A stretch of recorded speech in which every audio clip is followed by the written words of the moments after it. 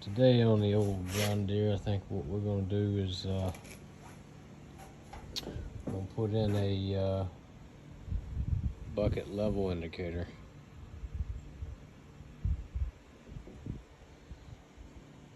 So I got a couple of stuff laying around the house I figured I'd use instead of spending the money on what they want.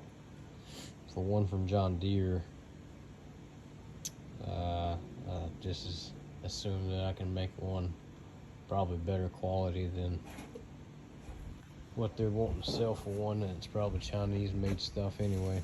So alright, so what I've already went ahead and done is kind of figured out how I'm going to go about doing this. So I figured I can attach something to the end of that bolt there. It still has a few inches of thread left on the end of that, and then use the pre-existing holes to mount an eye hook or something in there. Went ahead and got me a rod. This is a piece of iron rod. It is weldable rod, 1/4 inch, 6 foot long, which I probably could have got away with a 4 foot, but I'd rather have more than enough instead of not enough at all. I have to make 2 trips. So, I mean, if anything, after I bend it where I need it, I can cut off the excess and save it for another project down the road. Now, went ahead and got the eye bolt. And what I've done is the supplied nut that came with it. I went ahead and kind of figured out how far off I want it, and without having to worry about this nut backing off down the road as the tractor vibrates and all that, as I went ahead and put 2 tack welds on the back side there to keep it from turning. And I had a couple of these nylon nuts, locking nuts laying around that just so happened to fit this eye bolt here. So that'll work out great. It'll work out great for there. Probably just gonna put it on one side there, clamp her down, tighten it up real good so that will hold the rod, and also bend it to where it'll let me know where the bucket is level. So that's pretty much figured out. It wasn't too hard. Now the second piece, I had to get a little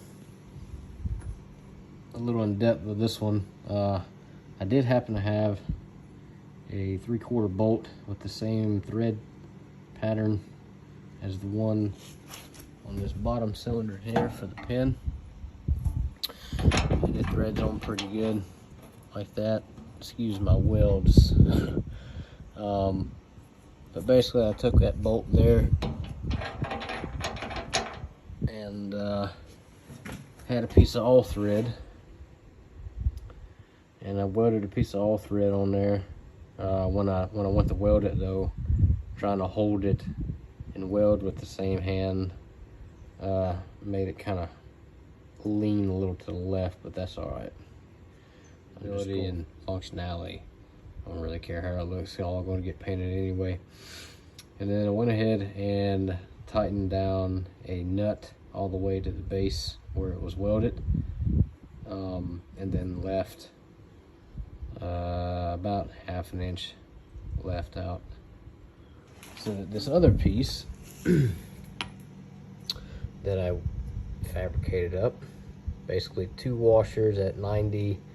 I got a bunch of washers laying around, so fabricated those 2 together, and then took 3 smaller nuts, a little bit larger diameter than the rod there, welded them together, and then made my own little set screw, if you were, to kind of pinch the bar and adjust it as I need it.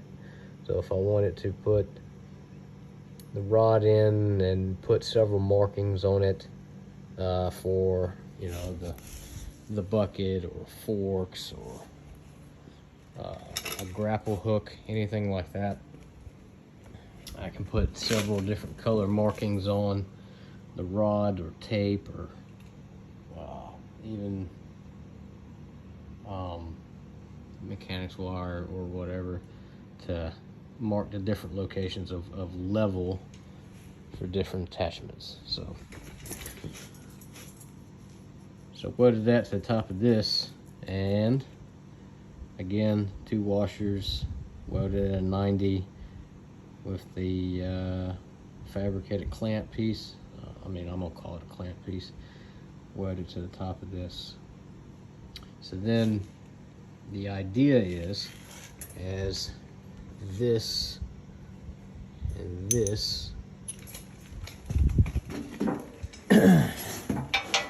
is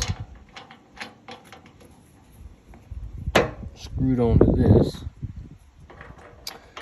This is then allowed to pivot as the bucket goes up and down to keep it from binding up, basically, and bending the rod more than what I actually want it to.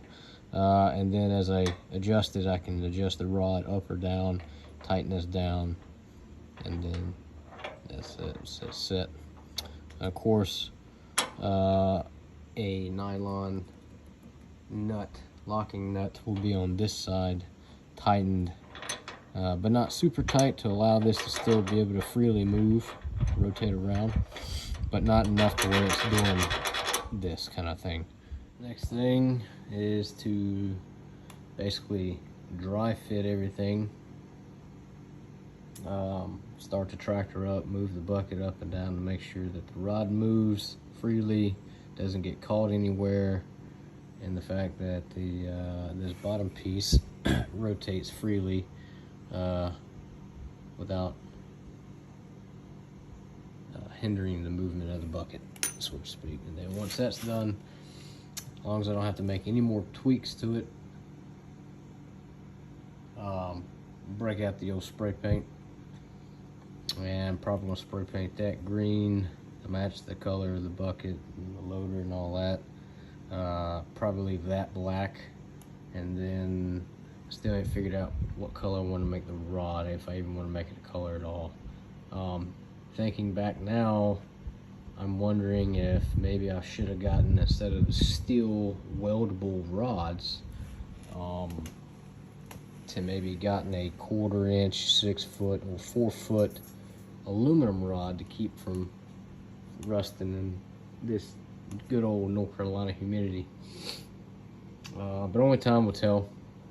And I think what I'll end up doing is I'll probably paint the rod anyway, or painting it black to match the eye bolt there, and maybe putting a couple stripes of green as well as the bend, just to make it easier to see it as I'm sitting on the tractor itself. All right, so let me get a few minutes here to set up, and then I'll record the movement of the bucket and all this fabrication pieces.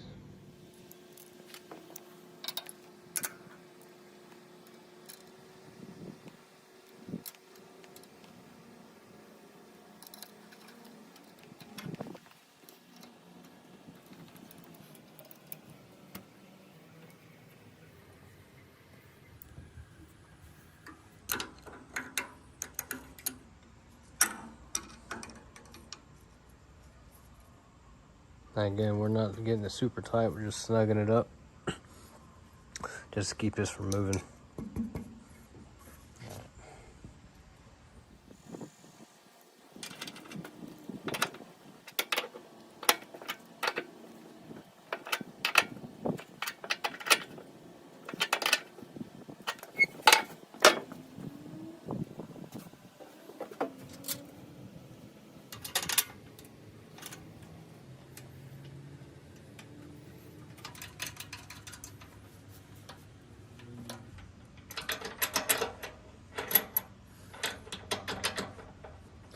Again, after paint, this is going to be tightened up a little bit more, but not much more, maybe 1/8 of an inch or so. All right.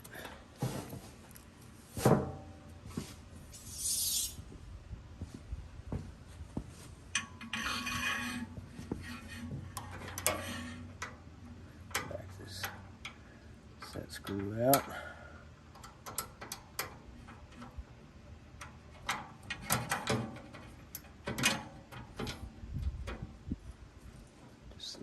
down. All right. There we have that. So you got that here. Again, here runs up to here.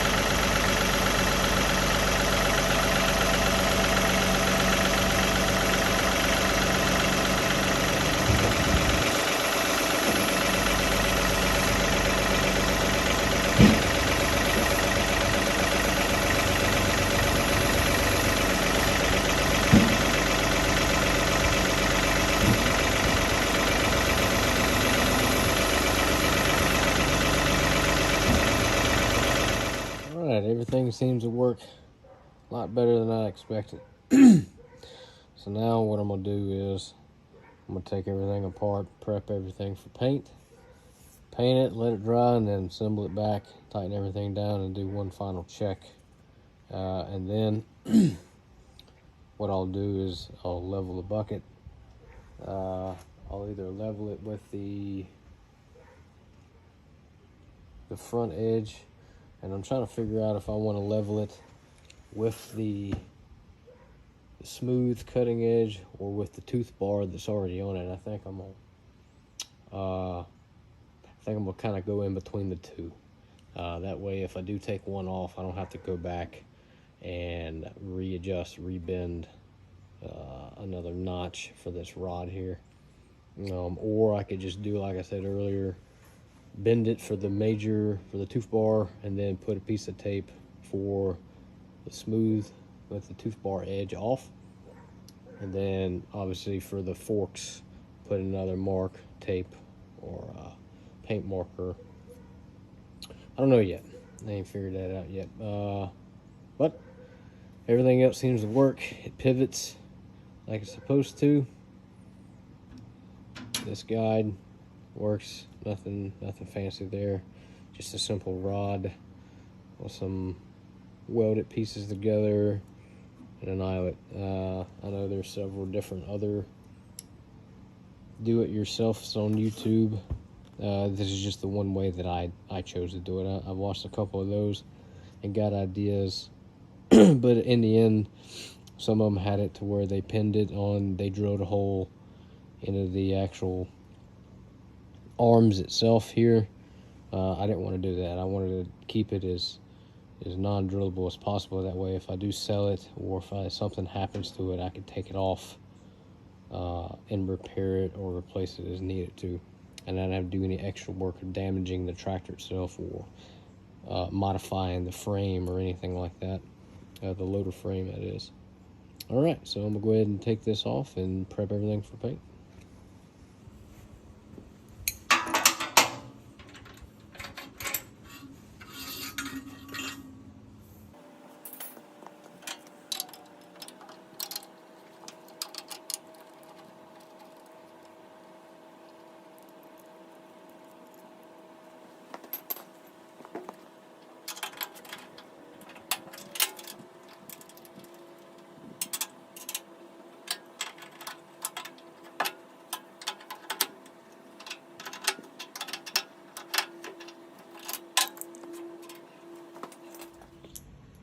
Alright guys, I forgot to mention that before I go through with cleaning and painting the self-leveling indicator rod. I need to go ahead and mark and bend this rod here and have it level with the bucket. As you can see, it's a little bit, get down here, it's not even yet. It's a little high on the front, as you can see that, and then the bucket is not level. Now what I was saying earlier is I have this wicked tooth bar for everything attachments, which is awesome. I've got another video, finish editing and upload the durability and use of that tooth bar. I've already made a video of the unbox and install on the bucket itself, but I have to finish editing the use of the tooth bar and what I think about it after 6 months of use. So anyway, as you can see, there is the tooth bar and the cutting edge of the bucket itself. Now if I level it with the tooth bar, it still is going to leave me with a little bit of a gap. That if I was to take the tooth bar off, all I would have to do would just lower the front end loader. It would hopefully be level. So I think what I'm gonna end up doing is kind of just level it with the tooth bar, because I don't really see myself taking this tooth bar off anytime soon. And if I need to, it's just 2 bolts and it pops off, and then I could just adjust it as I need it. But we're gonna go ahead and level the bucket here.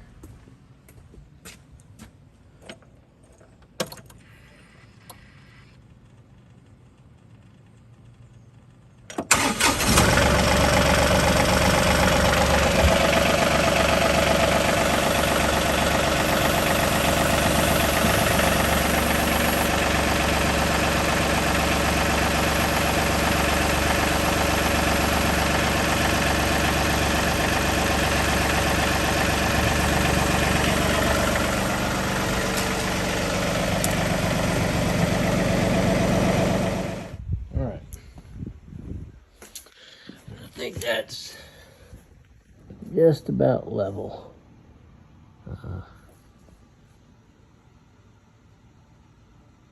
Yep. Now what I'm gonna do,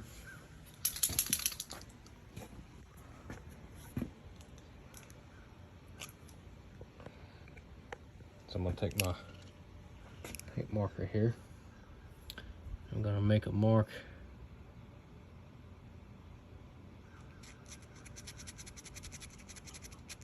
here.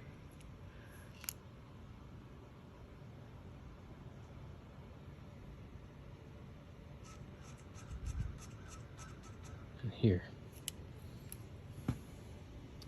There and there. So that when I do bend it, it'll bend back just a little bit. I'm not gonna go too far, because I kind of want to keep it just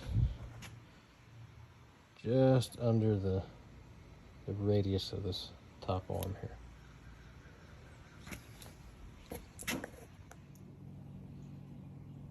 Alright, well, the rod was on the tractor itself to just bend it right here where I've marked it, push down on this and this side of it, and then just started just working it down just a little bit more, and I think right there is about perfect.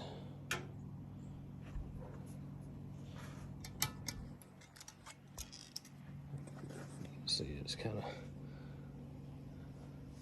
I think what I'd end up doing is actually cutting it right about right here.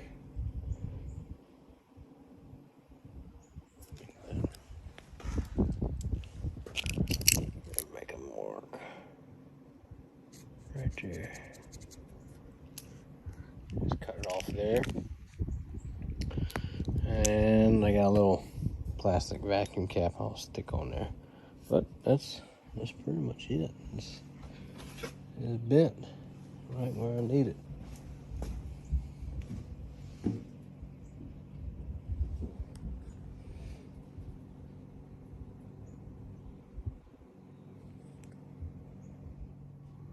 All right.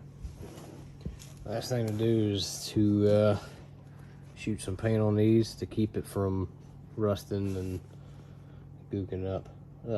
Like I said, it's not an appease look. I'm just trying to paint them to keep from rusting. That's all. I'm using Magic Signable Primer as well as John Deere Green paint. You find those at the local tractor supply. And I'm using the old paint thinner just to clean off what residue these parts have on them.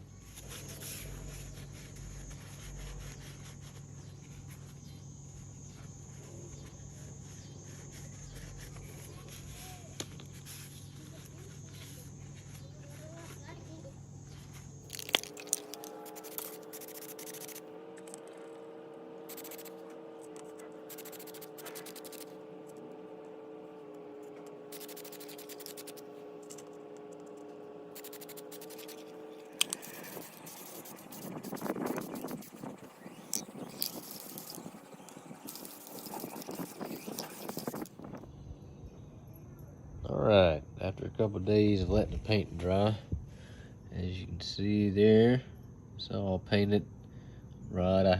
Instead of going with black, I went ahead and just went with gray. Makes it a little bit easier to see. I left the eyelet there black, and then I put a little this is a vacuum block off for a carburetor. Stuck it on the end, but turned out pretty good. Alright, well, that was my version of do-it-yourself bucket level indicator for a 2020 John Deere 3E series. There's different ways you can make one. It's just my way of doing it. Don't have to drill into the frame. Don't have to do 2 I mean, other than, you know, having a welder, which you can get by with like a stick welder or a little Lincoln welder. Make the same thing. So just my version. Hope it helps, guys. Thanks.